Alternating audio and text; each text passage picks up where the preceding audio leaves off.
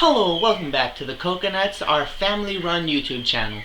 My name is Napu. I'm the current leader of our family band, Napu and the Little Savages, and I'm here to give you all a bit of a tutorial on how it is that you would go about with reading chord charts. Now, this tutorial is going to be more focused around the ukulele chord charts, but it should be good enough for things like guitar, banjo, and other things like that. So, to start off, I have here a chord chart with extra things added onto it. So, starting from the top, we're going to go down the page. We have the chord name. Now that is the name of the chord that it is you're going to be playing when you read this chord chart. For example, this is the C chord. Now, you see those circles above that chord chart? Those are to signify, as you can all see, open strings. So in other words, you have no fingers touching those strings whatsoever. Next, the nut. That there is a part of your ukulele actually. You'll see it looks quite a bit like the ukulele, as you'll see in the next couple things here. This is my ukulele neck, and this is the fretboard on the chord chart. So, this nut is right here. Those frets, those are these metal bars. And those strings are, of course, the strings. And now that fingering and the black circle there you see are actually where you are supposed to put your finger while playing the chord, and what finger it is that they think you should be using. Now, when counting for ukulele chords, or I suppose chords in general, you pretty much want to ignore the thumb. So you'll count 1, 2, 3, 4. Now, the basic reasoning behind that is you don't actually play chords using your thumb. You don't do that because it's awkward, it's a little hard to do, inconvenient, and the basic rule of the chords.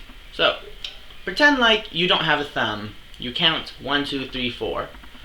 So, I've also got another example for the chord reading that could come in quite useful in the future. Now, first I'd like you all to take note that this chord chart looks quite a bit different from the other one in that this chord chart, the fingering is at the bottom. Those numbers are what fingers they think you should use for each string. So, see this bar? That there pretty much signifies that you only use one finger. In this case, as you see down here, finger number 1. That's this one, because you don't have a thumb anymore. And then, for this note here, they want you to use finger number 2, this one, because you don't have a thumb anymore.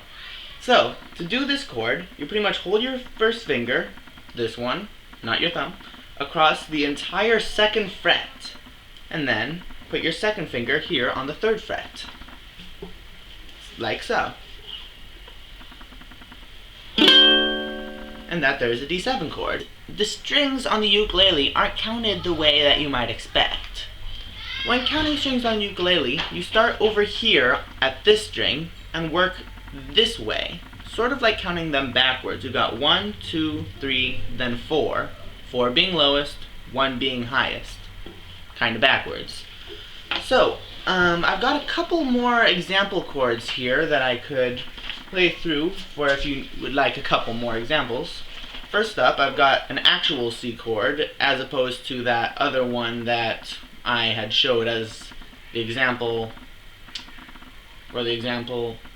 Anyway, so this here's a C chord.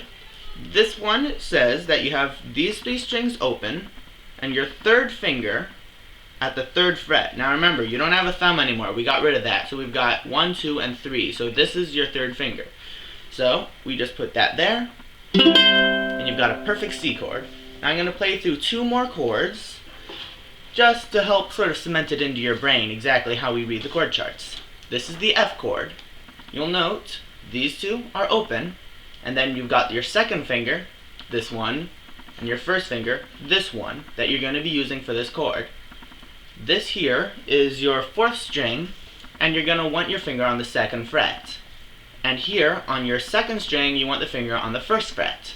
Again, kind of backwards. So we got here and here. Okay, good job, and now we'll do our last chord. We have a G chord. I suppose it's a bit harder than the last 2. We did 1 finger, then 2 finger, and we've moved on to 3. So we've got an open 4th string, yeah. And then we want our first finger on the 2nd fret. Feel free to put your fingers on the frets here right now as I'm explaining it.